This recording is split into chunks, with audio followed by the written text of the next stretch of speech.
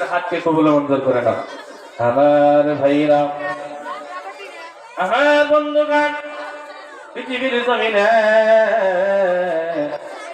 আল্লাহর নবী সাল্লাল্লাহু আলাইহি ওয়াসাল্লাম এত সুন্দর করে বলে গেলেন, আইয়ুল আমালি আহাব্বু ইলাল্লাহি তাআলা, জোরে কান সুবহানাল্লাহ। আল্লাহর নবী বলতে একজন সাহাবা জিজ্ঞাসা করলেন, নবী গো, ও নবীজি, জমিনের মধ্যে আল্লাহর কাছে সবচাইতে মুহাব্বতের আমল কোনটা? জোরে কান সুবহানাল্লাহ। সাহাবা জিজ্ঞাসা করলেন, নবী গো, ও নবীজি, আপনি বলেন দুনিয়ার জমিনে আল্লাহর কাছে সবচাইতে ভালো আমল কোনটা? আল্লাহর কাছে সবচেয়ে পছন্দনীয় আমল কোনটা? আল্লাহর নবী বলেন, আসসালাতু আলা ওয়াক্তিহা, জোরে কোন সুবহানাল্লাহ। নবীজি রাখতে বললেন, সাহাবা, ও আমার সাহাবা, শুনে নাও, শুনে নাও, আল্লাহর কাছে সবচাইতে ভালো আমল হলো সময় মতো নামাজ আদায় করা।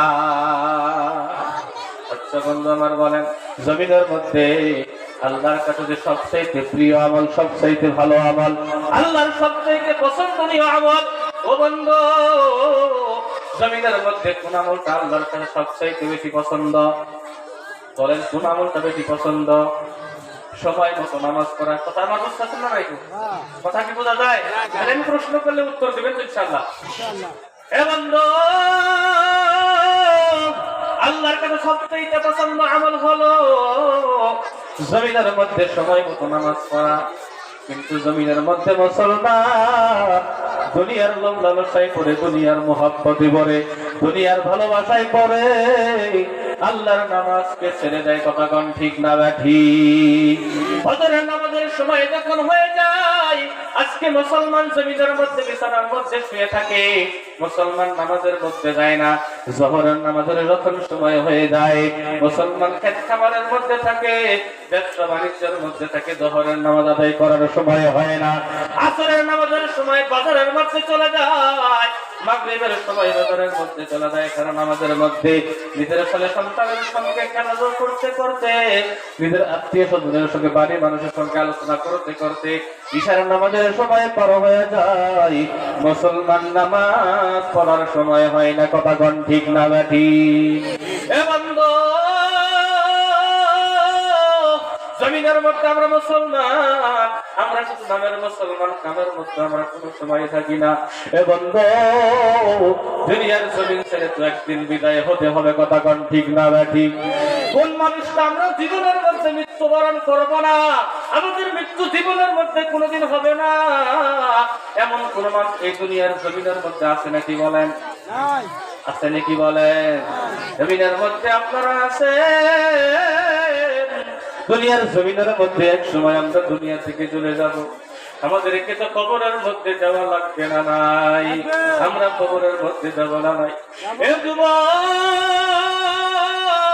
তুমি কোন পথে চলতেছো না? যুবক, তুমি নামাজ পড়তেছো না, তুমি নামাজ পড়তেছো না, তুমি নামাজ পড়তেছো না রে যুবক। এ যুবক, পা দুটো আগায় দাও, পার মধ্যে জড়িয়ে ধরে বলে যাই রে যুবক, দুনিয়ার জমিন ছেড়ে কার কখন মত হয়ে যাবে রে যুবক? দুনিয়ার জমিনের মধ্যে কেউ বলতে পারবে না। মাঝে মাঝে এই মোবাইলের নিউজের মধ্যে পাওয়া যায়, কত যুবক রাস্তাঘাটের মধ্যে অ্যাক্সিডেন্ট হয়ে দুনিয়ার জমিন ছেড়ে চলে যায়।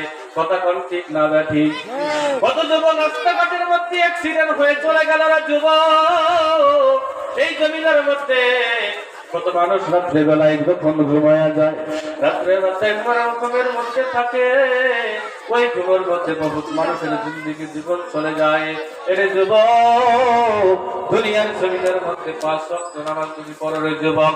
এখন আমার যদি মৃত্যু হয়ে যায়, আমরা আল্লাহর জান্নাতের মধ্যে চলে যাব।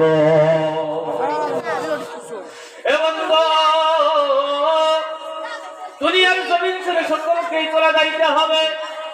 এ বন্ধু, এই দুনিয়ার জমিন ছেড়ে যখন আমরা চলে যাবো রে বন্ধু আমার, কবর হবে আমাদের প্রথম ঘাঁটি। কবরের মধ্যে আমরা প্রথম তখন চলে যাব। দুনিয়ার মধ্যে যদি আমরা নামাজ না পড়ি, আল্লাহর হুকুম কামগুলি না যদি মানি, কবরের মধ্যে যাওয়ার পর দুনিয়ার জমিন ছেড়ে যখন আমরা চলে যাব, তখন মুনকির নাকির ফেরেশতা আসবে। আসার পর তখন জিজ্ঞাসা করবে, মার রব্বুকা, তোমার রব কে? এরে যুবক, দুনিয়ার জমিনের মধ্যে যারা নামাজ পড়ে না, ওই কবরের মধ্যে যাবার পর আমার আল্লাহকে চিনতে পারবে না। জোরে কর নাউযুবিল্লাহ। ওয়ামান দীনুকা, তোমার দিন কি ছিল? জমিনের মধ্যে যদি নামাজ না পড়ে না যুবক, যদি পৃথিবীর জমিনের মধ্যে নামাজ না পড়ে, ওই মানুষটা তখন কবরের মধ্যে চলে যাবে, নিজের দিন কি জমিনের মধ্যে চিনতে পারবে না। জোরে কর নাউযুবিল্লাহ। ওয়ামান নাবিয়ুকা, তোমার দুনিয়ার জমিনের মধ্যে নবী কে ছিল? দুনিয়ার জমিনের মধ্যে যদি আমরা সুন্নাত না মানি, নবীর হাদিসগুলো না মানি, নবীর সুন্নাতগুলি যদি আমরা জমিনের মধ্যে না মানি, দুনিয়া থেকে যাবার পর আমরা ও নবীজিকে চিনব না। ধরে কন্যা নাউযুবিল্লাহ। এর বান্দা, কার কখন মওত হয়ে যায় কেউ বলতে পারবে না। সেই জন্য পা জড়িয়ে বলে মরে যাই রে বন্ধু, দুনিয়ার জমিনের মধ্যে আমরা তো একদিন এই দুনিয়ার জমিনের মধ্যে থাকবো না। কার কতদিন হায়াত কেউ দুনিয়ার জমিনের মধ্যে বলতে পারবে না। কথা কোন ঠিক না বেটি? জিন্দেগির জমিনের মধ্যে বহুত গুনাহ আছে, কথা কোন ঠিক না বেটি? আমরা দুনিয়ার জমিনের মধ্যে বহুত গুনাহ করি, কথায় কথায় গুনাহ আমাদের কর্মের মধ্যে গুনাহ হয়ে যায়। কত গুনাহ হয়, কত গুনাহ হয় জিন্দেগির মধ্যে, কথার মধ্যে গুনাহ, হাতের মধ্যে গুনাহ, চোখের দ্বারা গুনাহ, মুখের দ্বারা গুনাহ, পায়ের দ্বারা গুনাহ, গুনার গুনাহ। জিন্দেগির মধ্যে আমরা গুনাহ করতেছি, গুনার কথা স্মরণ করি না। এর যুবক, আমার কখন মওত হয়ে যায় আমি তো বলতে পারবো না। এ যুবক, জমিনের মধ্যে যত গুনাহ করি না কে, একবার যদি আমার আল্লাহকে বলি, আল্লাহ জিন্দেগির মধ্যে বহুত গুনাহ করছি, আল্লাহ তুমি আমার গুনাহকে মাফ করে দাও, এমন করে যদি কোনো বান্দা আল্লাহকে বলে, আমার আল্লাহ ডাক দিয়ে বলে, লা তাকনাতু মির রাহমাতিল্লাহ। এরে আমার বান্দা শুনে নাও, জমিনের মধ্যে যত গুনাহ করেছো, জমিনের মধ্যে যত গুনাহ করেছো, আমার গুনাহ যত গুনাহ করেছো, আমার রহমত থেকে কখনোই নৈরাশ হয়ো না। জোরে কোন সুবহানাল্লাহ। যখন কোন বান্দা আল্লাহকে বলে, মাবুদ জমিনের মধ্যে বহুত গুনাহ করেছি গো আল্লাহ, তুমি আমার গুনাহগুলোকে মাফ করে দাও আল্লাহ। এমন করে যখন কোন বান্দা দোয়া করে আল্লাহর কাছে, আল্লাহ বলে, হে বান্দা কত গুনাহ করেছো, আমি তোমার সমস্ত গুনাহকে মাফ করে দিলাম। জোরে কোন সুবহানাল্লাহ। ভাই মাস্টার মুস্তফা দরগা, জমিনের মধ্যে আল্লাহ বড় ক্ষমাশীল, আল্লাহ বড় দয়ালু, আল্লাহ বড় মহব্বত করে বান্দারে আল্লাহ মহব্বত করে বানাইছে। পৃথিবীর জমিনের মধ্যে বান্দারে আল্লাহ বহুত মহব্বত করে। জমিনের মধ্যে কোন মানুষ যদি মায়ের দরবারে যায়, মার সঙ্গে মনোমালিন্য হয়েছে, মার সঙ্গে খারাপ ব্যবহার করেছে, মার বিরুদ্ধে গেছে, জমিনের মধ্যে যত বান্দা আছে, মার ঠ্যাং দুটো যদি দড়িয়ে ধরে বলে, মা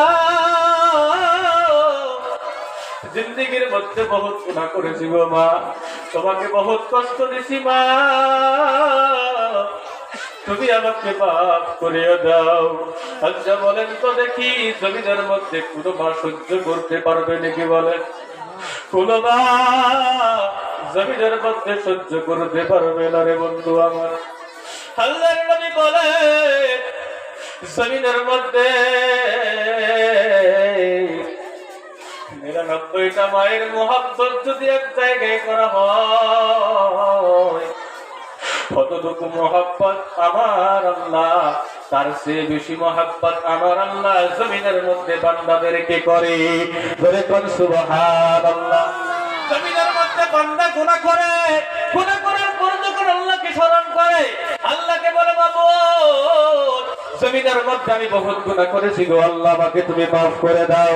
বান্দা বলে, জমিনের মধ্যে গুনাহ করেছো, আমার কাছে মাফ চাইছো, আমি তোমাদেরকে মাফ করে দিলাম। হে বন্ধু, জমিনের মধ্যে বহুত গুনাহ আছে না নাই?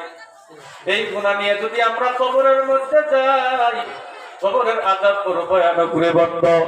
জমিনের মধ্যে গুনাহ করব, গুনাহ করার পরে আমরা যদি আল্লাহর কাছে তওবা করে নেই, আল্লাহ আমাদেরকে মাফ করে দেবে ইনশাআল্লাহ। এই মজলিসের মধ্যে তওবা করি, যত গুনাহ করেছি আল্লাহ তুমি মাফ করে দাও। সকলেই বলেন আমিন। ইনশাআল্লাহ তওবা করব, তো হাত তুলে দেখাই, তওবা করব ইনশাআল্লাহ। নারে তাকবীর। আল্লাহ সকলের হাতকে কবুল মঞ্জুর করে নাও। জিন্দেগিতে সকল বান্দাদেরই গুনাহ আছে, আছে না নাই? সকল বান্দারই গুনাহ আছে। কেউ বলতে পারবে না দুনিয়াতে আমার কোনো গুনাহ নাই, দুনিয়াতে আমার কোনো গুনাহ নাই, দুনিয়াতে আমার কোনো গুনাহ নাই।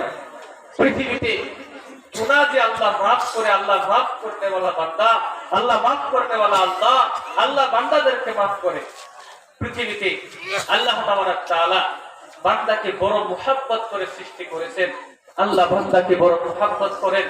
আল্লাহর নবী সাল্লাল্লাহু আলাইহি ওয়াসাল্লামের জামানার মধ্যে, আল্লাহ নবী সাল্লাল্লাহু আলাইহি ওয়াসাল্লাম হাদিসের মধ্যে আছে, আল্লাহ নবী সাল্লাল্লাহু আলাইহি ওয়াসাল্লাম বলেন, বনী ইসরাঈলদের মধ্যে একজন লোক ছিল, জিন্দেগিতে মানুষের বাড়িতে ডাকাইতি করতে করতে, মানুষের সঙ্গে খারাপ ব্যবহার করতে করতে, মেয়েদের সঙ্গে খারাপ আচরণ করতে করতে, জিনা ব্যভিচার করতে করতে মানুষটার এক সময় বৃদ্ধা যখন হয়ে গেল, মানুষটা চিন্তায় পড়ে গেলেন যে আমি জিন্দেগিতে এত গুনাহ করলাম, গুনাহ করতে করতে করতে করতে আমার জিন্দেগি তো শেষ হয়ে গেল। এখন যদি আমার মৌত হয়ে যায় আমি কি করব? আমি আমাকে এখন কি করব? আমাকে তো উপরওয়ালার কাছে যাইতে হবে। চিন্তায় পড়ে গেলে আমাকে তো মরতে হবে। আমি মরলেই তো উপরওয়ালাকে যখন ধরা পড়ব, ধরা পড়লেই তো আমার ঠিকানা হবে জাহান্নাম। মনে মনে চিন্তা করতেছেন, চিন্তা করতে করতে করতে করতে হঠাৎ মনে হলো আমার সন্তানদেরকে আমি একটু ডাক দেই। সকাল বেলায় সন্তানদেরকে ডাক দিলেন, ডাক দিয়ে বললেন, বাবারা আমি মনে হয় দুনিয়াতে আর বাঁচবো না, আমি যখন মরে যাব আমাকে তোমরা পুড়ে ফেলো। পুড়ে ফেলে দেওয়ার পর কিছু ছাই পানিতে দিয়ে দিও, আর কিছু ছাই উড়িয়ে দিয়ে দিও, বাতাসের মধ্যে উড়িয়ে দিয়ে দিও। কারণ আমি যদি মরি, আমাকে যদি কবরের মধ্যে রাখা হয়, ওই কবরের মধ্যে আল্লাহ আমাকে ধরবে না। নাই এই কথা মনে মনে চিন্তা করতেছি, যদি আমাকে পুড়িয়ে ফেলে দেওয়া হয়, কিছু পানিতে দিয়ে দেওয়া হলো, কিছু হাওয়ায় উড়িয়ে দেওয়া হলো, তাই আমাকে উপরওয়ালা আমাকে ধরতে পারবে না। দেখেন মনের মধ্যে কি। আচ্ছা বলেন তো দেখি, আল্লাহ ধরতে পারবে না নাই? ধরতে পারবে না নাই? কিন্তু মনের মধ্যে গুনাহের কথা হয়ে গেছে, নিজের গুনাহ জিন্দেগিতে করছেন, এই গুনার কথাগুলো স্মরণ হয়ে যাওয়ার পর উপরওয়ালা যাতে ধরতে না পারে, উপরওয়ালা যাতে ধরতে না পারে, আমাকে হিসাবও দেওয়া লাগবে না, আমাকে জাহান্নামের মধ্যেও যাওয়া লাগবে না, উপরওয়ালা আমাকে ধরতে পারবে না। যদি ধরে আমার তো শেষ। এই জন্য আমি এই কথা আমার সন্তানদেরকে বললাম, মনে মনে ভাবতেছি। আমার ভাইরা, আমার বন্ধুগণ, সন্তানগুলিকে যখন ডাক দিয়ে বললেন, ও বাবা, দুনিয়ার জমিন ছেড়ে দিন আমি চলে যাবো রে বাবা, ও বাবা আমাকে তোমরা কবর দিও না গো বাবা, পুরো ফেলে দিও আমাদেরকে, ও বাবা আমাদেরকে পুরো ফেলে দিও বাবা, আমাকে এই জন্য পুড়ে ফেলে দিবে রে বাবা। দুনিয়ার জমিনের মধ্যে থেকে আমি যখন চলে যাব, আমি যদি কবরের মধ্যে যাই, আমাকে তো উপরওয়ালা ধরে ফেলবে, এই জন্য আমি কবরের মধ্যে যাব না, আমাকে তোমরা পুড়ে পানির মধ্যে এবং হাওয়ার মধ্যে উড়িয়ে দিও গো বাবা। এই কথা বলার পর কিছুদিন যাওয়ার পর ওই বিদ্যা লক্ষ্মী দুনিয়ার জমিন ছেড়ে বিদায় হয়ে গেল। এ বন্ধু, বিদায় হয়ে যাওয়ার পর আল্লাহর নবী বলেন, কবরের মধ্যে যাওয়ার পর ওই বান্দাটা আমার আল্লাহর জান্নাতের মধ্যে চলে গেছে, পৃথিবীর জমিনের মধ্যে। এ বান্দা, এই জন্য জান্নাতের মধ্যে চলে গেছে, আল্লাহর কথার স্মরণ হয়ে গেছে, আল্লাহর ভয় অন্তরের মধ্যে ঢুকছে, আল্লাহকে চিনতে পারছে। এই দুনিয়ার জমিন ছেড়ে বিদায় হলে আল্লাহর কাছে তোমাকে যাওয়া লাগবে। নিজের গুনার কথা যখনই স্মরণ হয়েছে, এই কথা স্মরণ হওয়ার সঙ্গে সঙ্গে আমার আল্লাহ জিন্দেগীর সমস্ত গুনাহকে মাফ করে দিয়েছে। জোরে কোন সুবহানাল্লাহ। জোরে কোন সুবহানাল্লাহ। এ বন্ধু, জমিনের মধ্যে বলতেছিলাম, এ বন্ধু নামাজ ছাড়া যাবে না, নামাজ ছাড়া যাবে না, নামাজ ছাড়া যাবে না। এ বন্ধু, নামাজ যদি আমি ছেড়ে দেই, নামাজ ছেড়ে দিলে আমাদের ঈমান নষ্ট হয়ে যাবে। কথা কোন ঠিক না ঠিক? জমিনের মধ্যে আমরা মুসলমান বলে দাবি করি, এরা যুবক, তুমি যদি নিজেকে মুসলমান বলে দাবি করো, এ যুবক, জিন্দেগিতে যতদিন বেঁচে থাকবো ইনশাআল্লাহ নামাজ ছেড়ে দেব না। হাত তুলে দেখাই, লিল্লাহি তাকবীর। আল্লাহ সকলের হাতকে তুমি কবুল ও মঞ্জুর করে নাও। জমিনের মধ্যে নামাজ এত গুরুত্বপূর্ণ রে যুবক, এ যুবক, হযরত মুসা আলাইহিস সালামের দরবারে একজন সাহাবা এসে বললেন, ও একজন মহিলা এসে বলতেছেন, একজন মহিলা, জমিনের মধ্যে 20টা মহিলা ছিল, ওই মহিলা হযরত মুসা আলাইহিস সালামের দরবারে এসে বললেন, ইয়া রাসূলুল্লাহ, ইয়া হাবিবাল্লাহ, নবী গো, ও নবীজি, জমিনের মধ্যে আমি এমন একটা গুনাহ কাম করছি গো নবী, মনে হয় আমার আল্লাহ আমার গুনাহকে মাফ করবে না। হযরত মুসা ডাক দিয়ে বলে, ও মেয়ে, ও মহিলা, বলো বলো বলো, তুমি দুনিয়ার জমিনের মধ্যে কি গুনাহ করেছো? ও পর্দার মা, দুনিয়ার জমিনের মধ্যে মহিলা ডাক দিয়ে বললেন, হুজুর, আমি একজন পুরুষের সঙ্গে ব্যভিচার করেছিলাম হুজুর। ব্যভিচার করার পরে হুজুর আমার পেটের মধ্যে একটা সন্তান এসে যায়। সন্তানটা যখন দুনিয়ার জমিনের মধ্যে ভূমিষ্ঠ হয়ে গেল, ভূমিষ্ঠ হওয়ার পর আমি সন্তানটাকে গলা টিপে হত্যা করেছি হুজুর। হুজুর, আমি যে গুনার কাজটা করলাম হুজুর, এই দুনিয়ার জমিনের মধ্যে বলেন আমার আল্লাহ আমারে মাফ করবো না। হযরত মুসা ডাক দিয়ে বললেন, ও মহিলা, জমিনের মধ্যে 1 নম্বর তুমি জিনা করেছো, গুনার কাম করেছো। 2 নম্বর একটা সন্তান, নিষ্পাপ সন্তানকে তুমি গলা টিপে হত্যা করে ফেলে দিয়েছো। জমিনের মধ্যে আমার আল্লাহ তোমাকে মাফ করবে না। মহিলার চোখ দিয়ে দর করে পানি পড়া আরম্ভ হয়ে গেল। মহিলা ওই জায়গা থেকে চলে গেলেন। যাওয়ার পর কিছুক্ষণ পর হযরত জিবরিল আলাইহিস সালাম হযরত মুসার দরবারে এসে বললেন, নবী গো, ও নবীজি, জমিনের মধ্যে এই মহিলার চাইতেও খারাপ ব্যক্তি দুনিয়ার বুকে আছে। জমিনের মধ্যে এই মহিলার চাইতেও খারাপ ব্যক্তি দুনিয়ার বুকে আছে। ও নবী, আপনি ওই মহিলাকে এমন করে কেন বললেন? মুসা তাআজ্জুব হয়ে গেলেন। হযরত মুসা আলাইহিস সালাম তাআজ্জুব হয়ে গেলেন। ডাক দিয়ে বললেন, জিবরিল, বলো বলো বলো, দুনিয়ার জমিনের মধ্যে